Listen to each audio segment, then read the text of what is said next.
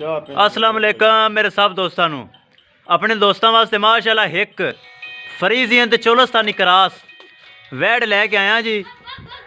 माशाल्लाह सारे जानवर मेरे सेल हो गए, एक गां ही खड़ी है।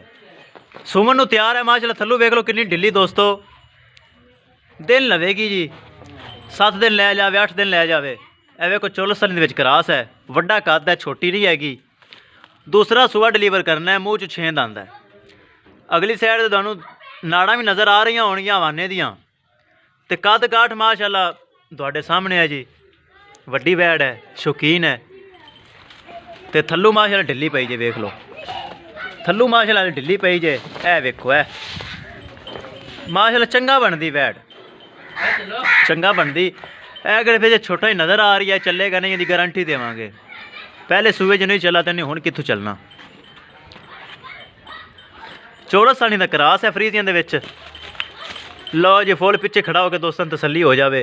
हाइट दी, वेल दी, नस्ल दी चंगी शौकीन वैड़ है जी माशाल्लाह। रोज़ मैं चैनल ते लाना वीडियो तो रोज़ सेल हो जांदियां। ए वेखदे पैने बोलदी पई मैं घर दे विच जानवर लैंदा हुन्ना जी। घर दे विचों लैना तो कोई काने सुराख नहीं हैगा।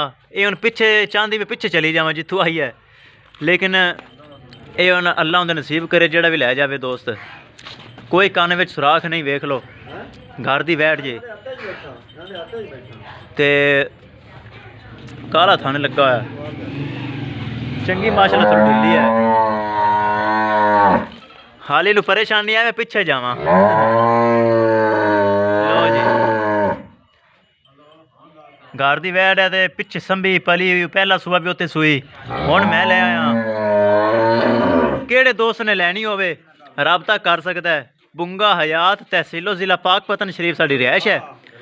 फ़ोन नंबर है साडा 0300 87 54 743 ते नाल तुहानू प्राइस भी दस देवां इंदी जी। तुहानू पसंद आवेगी इंशाअल्लाह। दोस्त कहंदे सी यार प्राइस नहीं दसना है, हुण मैं प्राइस भी दस्सा करांगा दोस्तां नू। इहदी प्राइस है जी, डिमांड ते इहदी जो मर्जी करो फजूल है। डिमांड करनी भी नहीं चाहिए तो होनी भी नहीं चाहिए। 2,80,000 रुपए की यानी कि मुल है इनका 2,80,000, जिंदे विचों प्यार मुहब्बत दोस्तों नू आपां कर देवांगे। 280 दे विचों प्यार मुहब्बत भी हो जाएगा। अगली तो पिछली साइड तो हवाना वेख लो, स्टार्टिंग इन्हें किया है तो चंगा भरेगी। थल्लू वाली माशाल्लाह बड़ी ढिली पई है। वेख लो तुहाडे सामने है दोस्तों, है वेखदे पै जे है माशाल्लाह शौकीन वैड़ है जी।